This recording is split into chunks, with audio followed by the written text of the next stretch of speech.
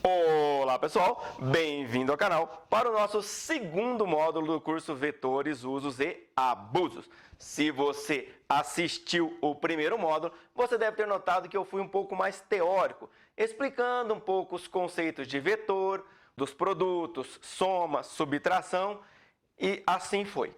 Fizemos alguns exercícios, mas foi focado mais na teoria. Se você não assistiu, eu vou deixar aqui o link para a primeira aula do primeiro módulo, e se assim você pode assistir o primeiro módulo antes de assistir o segundo, caso queira. Bacana? Muito bem. Esse segundo módulo será um módulo mais focado em solução de exercícios, e para isso vamos começar com um exemplo, que nada mais é que a continuação do último exercício que a gente fez na aula 10.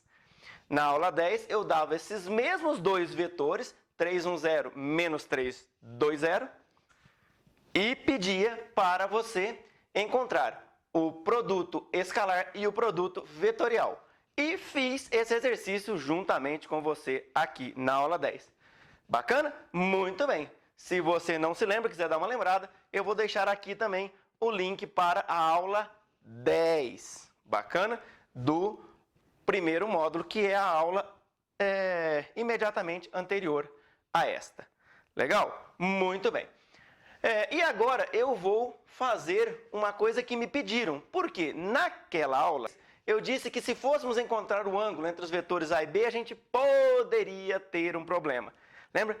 Bastante gente me cobrou sobre qual problema poderia ser esse, e eu vou mostrar aqui e agora. Legal? Muito bem. Então, já falei demais, vamos começar a fazer esse exemplo aqui. Então vamos lá. Para começar, eu vou encontrar o módulo de A e o módulo de B. Eu fiz isso de propósito porque eu vou precisar dessas duas grandezas para encontrar o ângulo. Vamos lá? O módulo do vetor A é a raiz quadrada da primeira componente ao quadrado mais a segunda componente ao quadrado mais a terceira componente ao quadrado. Então dá 3 ao quadrado mais 1 ao quadrado mais 0 ao quadrado. Isso dá 3 ao quadrado, 9. 1 ao quadrado, 1 mesmo. E 0 ao quadrado, 0 mesmo. Nem precisava colocar ele aqui, mas vamos colocar essa primeira vez. Bacana? 9 mais 1, 10. Raiz de 10 não é uma raiz exata, então vou deixar ali raiz de 10 mesmo. Bacana? Muito bem. O módulo de B. O módulo de B é dado por raiz de primeira componente ao quadrado, mais segunda ao quadrado, mais terceira ao quadrado. Isso dá menos 3 ao quadrado, mais 2 ao quadrado, mais 0 ao quadrado. O 0 a gente já poderia ter tirado, porque a gente sabe que 0 elevado a qualquer número dá 0. Qualquer número maior que 0, né? Só para ficar claro isso aí, mas não vou entrar nessa discussão agora não. 3 ao quadrado dá 9, 2 ao quadrado dá 4, 4 mais 9, 13, 13 não é uma raiz exata, então vou deixar também ali raiz de 13, assim como eu deixei o raiz de 10. Legal, pessoal? Muito bem. Bom, se você já foi lá na aula passada e olhou, você já deve ter lembrado que o produto interno de A escalar B, produto interno de A com B, ou seja, A escalar B, né? Falei meio confuso aí. Produto interno de A com B dá... Vamos lá? Puxa na sua memória aí, eu vou puxar na minha memória aqui, que lógico, eu não tenho cabeça para tudo isso também não, né? Dá menos 7. A escalar B dá menos 7. E o A vetorial B? O A vetorial B dá 9 na direção K-chapéu. Beleza? Foi isso que a gente fez na aula 10. Tá feito bonitinho com todas as passagens lá. Eu vou também colocar aqui o módulo de A e o módulo de B, vou registrar aqui, para poder apagar a lousa, beleza? Então aqui, A igual a raiz de 10 pronto, eu tenho aqui tudo o que eu preciso para encontrar o ângulo θ entre os vetores A e B. Então, eu vou encontrar inicialmente o θ a partir do produto escalar, beleza? Então, o produto escalar de A com B é dado por AB cosseno θ, onde θ é o ângulo entre A e B. Legal? Então, a gente pode tirar que cosseno θ é igual, o que eu vou fazer? Eu vou pegar o A vezes B e vou passar para o lado de cá dividindo. Vai ficar A escalar B dividido por módulo de A, módulo de B. Bacana? Eu tenho tudo aqui. Fechou. Posso encontrar então. Vamos lá? Então, o meu θ é dado por arco cosseno. Opa, esse arco cosseno ficou escrito errado. Vamos arrumar aqui? Escrever certinho, né? Arc cosseno de A escalar B dividido por módulo de A, módulo de B. Legal? Muito bem. Pessoal, eu tenho tudo ali, né? Posso encontrar, então, quanto vale o θ. Vamos lá? O meu θ é arco cosseno de A escalar B menos 7.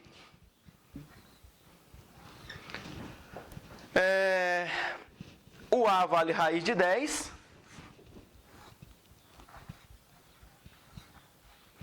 O B vale raiz de 13.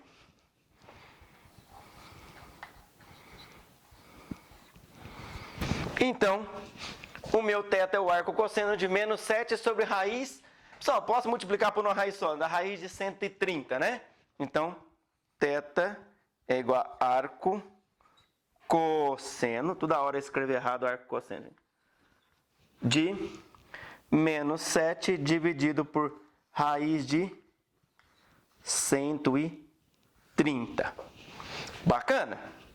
Pessoal, coloque isso aí na sua calculadora e nós teremos que θ vale, eu já fiz, não vou gastar o nosso tempo aqui fazendo na calculadora, 127,875. 127,875 graus. Daniel, por que você não dá a resposta com duas casas decimais igual a maioria das pessoas? Porque isso é uma regra que eu não sei de onde vem, tá, gente? Na verdade, tem uma regra certa para a gente dar isso aqui, que é o número correto de algarismos significativos, que aqui deveria ser 1, mas 1 seria muito pouco, né? Eu teria que pôr 1 vezes 10 ao quadrado, enfim. Para quem já sabe de algarismo significativo, sabe o que eu estou falando. Para quem não sabe o que eu estou falando, nós podemos ver algarismo significativo numa outra aula, mas deixa para lá por enquanto, beleza? Escreve com quantas casas der na sua telha por enquanto. Beleza? Muito bem, pessoal. Então, eu vou anotar aqui também esse valor. θ igual. Beleza, pessoal? Por que é que eu anotei aqui esse valor de θ? Porque eu vou encontrar agora o ângulo θ através do produto vetorial, do módulo dele. O módulo do produto vetorial, a gente já viu no módulo 1 do curso, que era módulo do vetor A, módulo do vetor B, seno do ângulo entre eles. Lembrando que esse θ é o menor ângulo entre eles, só funciona para o menor ângulo entre eles. Bacana? Então, vamos lá. A mesma lógica que eu fiz no outro, vou isolar o seno de θ, passando o A e o B para baixo lá. Vai ficar assim, ó.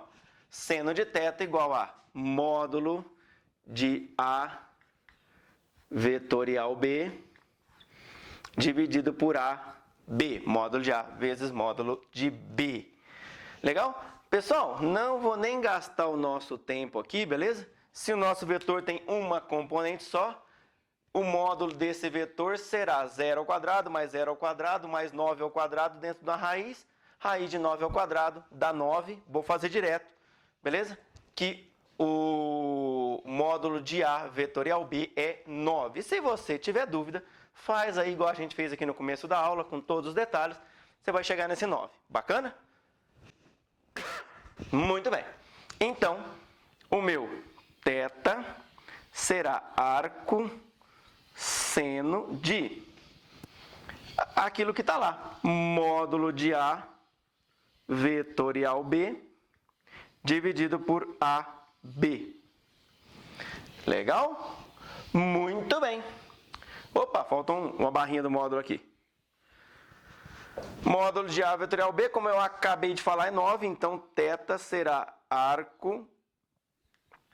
Vou fazer direitinho aqui para não ficar confuso, né? Senão parece que a gente vai pondo um igual atrás do outro, que estranho. θ é arco seno de módulo de A vetorial B, 9. Pessoal, já fizemos na outra, vou colocar direto. Raiz de 10 vezes raiz de 13, raiz de 130. Vou fazer direto também, tá bom? Só para a gente ganhar um tempinho, senão a gente vai ficar o dia inteiro aqui fazendo conta. Bacana? Muito bem. Então, θ vale...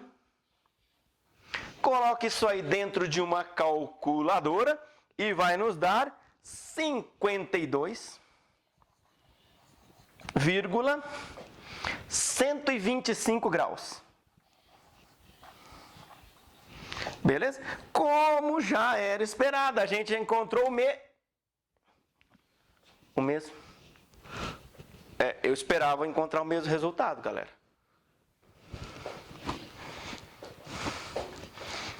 Será que eu errei? Será que errei, pessoal? Ih, caraca, velho. Alguma sugestão? Peguei vocês.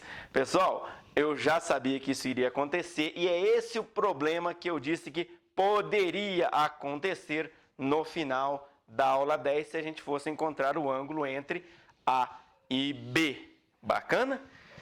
E como é que a gente resolve isso? Eu tenho uma sugestão, beleza? Eu vou anotar esse valor ali também, naquela tabelinha no canto lá, como sendo o resultado que oriundo do produto vetorial, beleza? E vou apagar essa lousa toda para desfazer esse quiprocó.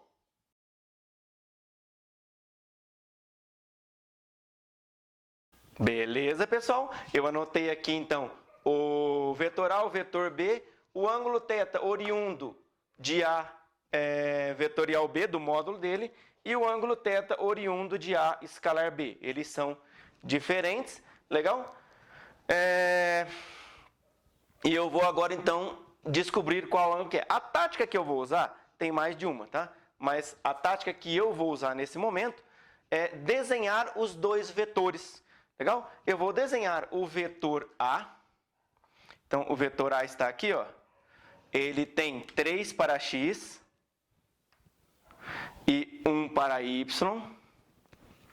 Desenhar bonitinho aqui, né? Fazer serviço mal feito, não. Beleza? E 1 para y. 1 está aqui, ó. Pessoal, dá para desenhar facilmente porque são vetores no plano xy, né? Se fossem vetores no espaço, na verdade são vetores tridimensionais, mas estão contidos no plano xy. Se fosse um vetor que não tivesse no plano xy, seria um pouco mais difícil da gente fazer esse desenho e a gente teria que usar outras táticas para descobrir isso, mas a gente depois fala disso numa aula posterior. Vamos resolver esse problema aqui por enquanto, legal? Então, esse aqui é o vetor A. E o vetor B é menos 3 para x. Eu vou desenhar aqui, estou fazendo mais ou menos em escala. Legal, ó.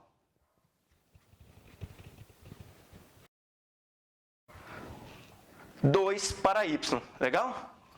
Tá aqui. 2 está aqui. Vou fazer aqui 2.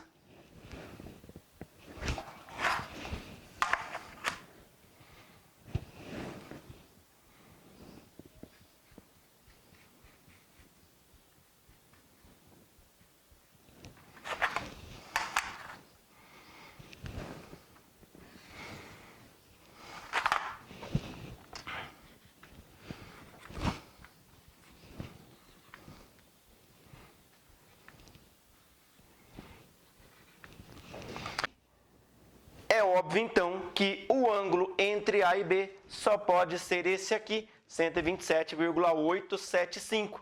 Este aqui não pode, beleza? Não pode ser este o ângulo entre estes dois vetores. Bacana? Tranquilinho, pessoal? Então, assim, essa foi uma maneira fácil de a gente resolver este problema. Tranquilo? Desenhei os dois vetores e no olho eu já consegui ver. Se fosse 52, tinha que ser menos de 90, né? E claramente aqui dá para ver que é maior que 90 esse ângulo, então só pode ser 127,875. Beleza? Bom, você deve estar aí se perguntando, Daniel, mas e quando eu não conseguir desenhar esses vetores? Ou, ainda, você pode estar se perguntando, Daniel, eu vou ter que sempre desenhar esses vetores? Não, beleza? Não precisa disso, você tem uma maneira fácil de sair disso, mas eu vou deixar isso para a próxima aula, porque essa aula já está bem longa. E lembrando que as nossas aulas eu tento trabalhar aí de 15 a 20 minutinhos. Às vezes escapa um pouquinho, como vocês já devem ter visto no módulo 1, né? Fica um pouquinho maior, mas eu tento manter dentro desse intervalo, beleza? Bom, e como é de praxe, eu vou deixar um exercicinho para a próxima aula, né? Se não ficar um exercício para a próxima aula, não sou eu, beleza? Então, vamos lá? E este é o exercício. Encontre A vetorial C, sendo A o vetor 310 e C o vetor 1,2, 3,4, 0. Vou chamar a atenção para este vetor C. Por quê? Da maneira como ele está escrito aqui, com a primeira coordenada na cor preta, a segunda na cor vermelha e a terceira na cor azul, talvez não tenha lhe causado confusão mental. Mas, se eu tivesse escrito tudo numa cor só, ou se por algum motivo você não estiver conseguindo distinguir as cores aqui neste quadro, você pode ter a impressão de que é um vetor de 5 componentes e não um vetor de 3 componentes. Este problema aparece porque estamos utilizando como separador decimal a vírgula. Se estivéssemos usando como separador decimal o ponto, este problema poderia não existir. Aliás, esse problema não existiria. Poderia existir outro depois, né? Se em algum momento eu for representar uma multiplicação, a gente às vezes utiliza ponto também para a multiplicação, né? Então, pode causar uma outra confusão. Mas isso não tem como a gente fugir, né? A gente precisa saber o que a gente está fazendo e distinguir pela operação, pelo contexto. Bacana? Mas isso resolveria este problema. Outra maneira de resolver este detalhe seria representar o vetor C no formato de versores. Então, seria 1,2 e chapéu mais 3,4 J chapéu mais 0, que eu posso escrever ou não. Vou colocar aqui, mas poderia nem escrever, ok? 0 na direção K chapéu. Bacana? Outra maneira que ainda resolveria essa dúvida seria escrevermos o vetor C na forma racional, ou seja, 12 sobre 10, quando sendo a primeira componente, 34 sobre 10, ou 34 décimos, sendo a segunda componente, e 0 a terceira. Isso também resolveria. Por fim, uma última maneira que resolveria essa confusão seria escrevermos C como sendo 1,2, ponto e vírgula para separar as componentes, 3,4, ponto e vírgula, 0. Beleza? Bom, de qualquer forma, se eu fosse representar neste formato o vetor C, em qualquer um deles, eu precisaria representar o vetor A no mesmo formato. Neste caso, o A não tem ponto, separação decimal, então ficaria igual. Nesse caso, eu precisaria escrever o A em versores. Nesse caso, também ficaria igual, não precisaria mexer no A. E neste caso, precisaria representar o A separado por ponto e vírgula as componentes. Beleza? Mas enfim, só para não gerar confusão, para você saber qual é o exercício que você precisaria fazer, caso você opte por resolvê-lo antes da aula que vem. Se você tentar resolver e não conseguir, comecinho da aula que vem a gente resolve ele. Bacana? Por hoje é só, essa aula já está cumprida, já falei demais. Um abraço e fiquem todos com Deus.